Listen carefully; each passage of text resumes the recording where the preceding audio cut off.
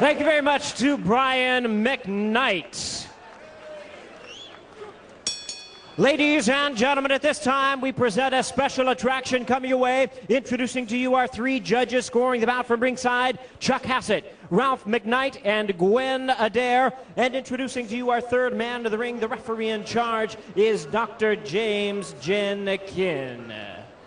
All right, fans, here we go. Super middleweights in the ring. We're scheduled 6 rounds of boxing.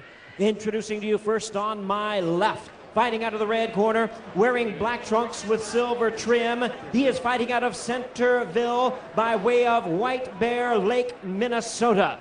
He weighed in at 168 pounds. His record stands at 11 wins, 2 losses, 6 wins coming by way of knockout. Introducing K.O. Kenny Kost.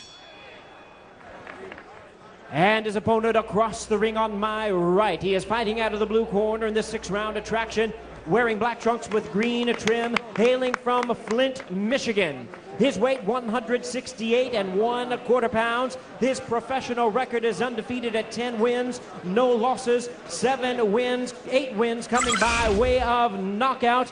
Ladies and gentlemen, here is the 2004 U.S. Olympic bronze medalist, introducing the undefeated fighter they call the Matrix, Andre Dirrell. Well, fans, this bout is scheduled 8 rounds of boxing, 8 rounds in the super middleweight division. Mouthpiece. Put it in. Mouthpiece. Gentlemen, obey my commands. Let's go.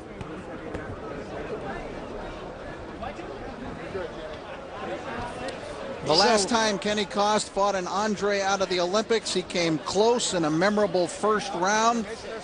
Can he take one more step up and close the show against this Andre out of the Olympics? This one may be a little tougher, as you alluded to. I mean, I think it was a flash knockdown. Now, the other side of it, of course, is that Kost says, I'm in much better shape. I've learned a lot since then, even though he did get stopped in one fight after the Andre Ward fight. But he says, I'm ready to go.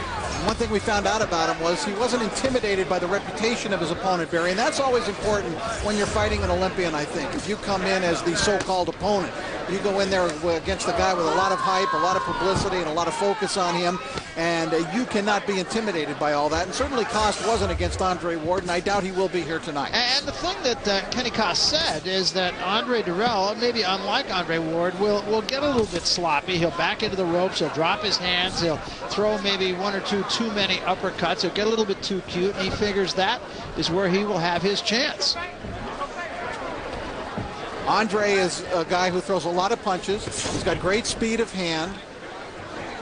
He has a brother, Anthony, who's also a fine prospect on the way up,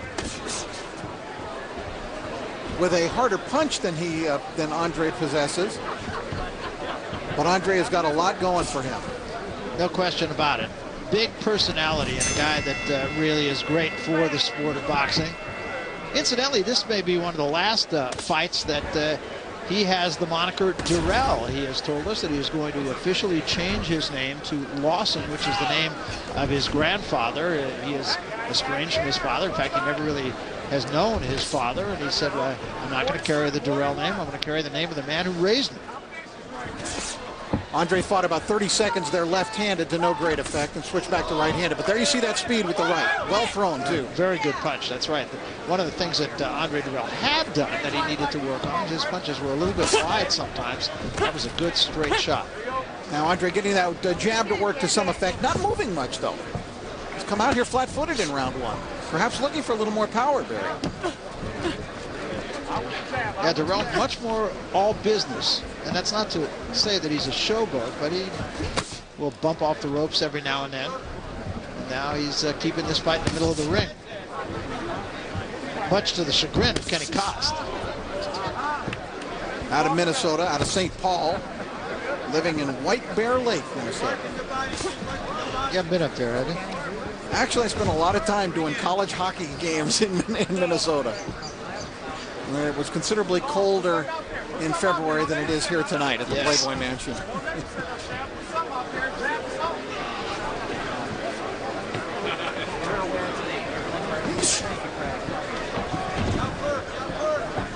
Andre Dirrell not real active in round one.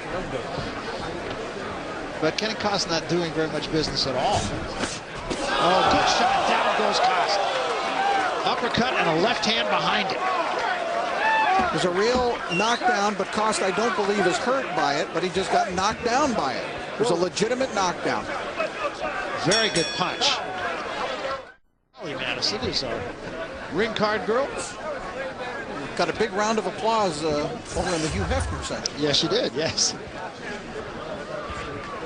Mr. Hefner sitting right opposite us.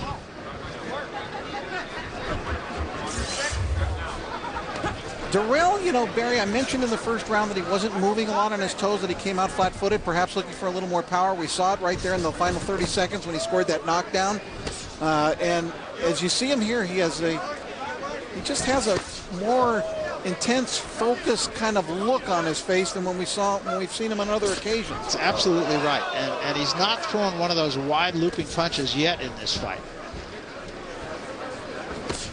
You know, we did a fight with, jab. Excuse me, Barry, we did a fight with Andre in Temecula against Alfonso Rocha, and he got wild in that fight and relaxed, and he got himself knocked down. And I mean, it was a hard knockdown. Dirrell was really out of it there for a little bit, and he admitted to me today that he fought out of a real fog there, and but it was his own fault. He said a correctable mistake. He watched the tapes. He said he just got wild, and that's, you know, and he is looking more professional in there tonight, throwing fewer punches.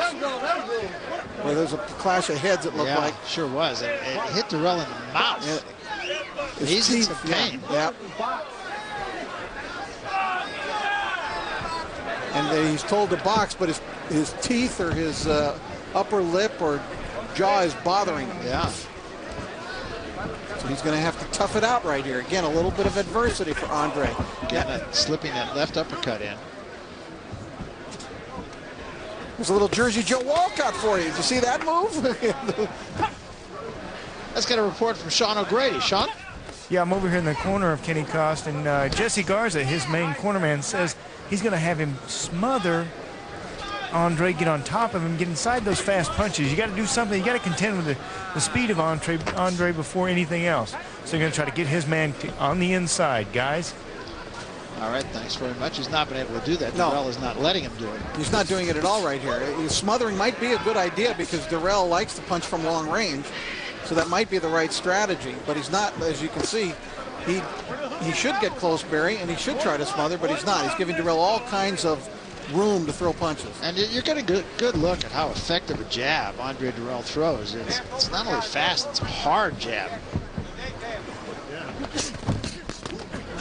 First time that Dirrell's back has touched the ropes. Kosta's got to stay closer, longer. End of round two. And back here at the Playboy Mansion, we come to round number three. Andre Dirrell in the black trunks and green stripe. Kenny Kost in the black and silver trunks. And the first two rounds have been pretty much dominated by Andre Dirrell. Kost's corner again, urging him to try to get inside. Don't worry about the head, they said. Try to work the body. And to try to do that by getting down low. Get down lower and try to jab your way in, and then get on top of them and stay on top of them.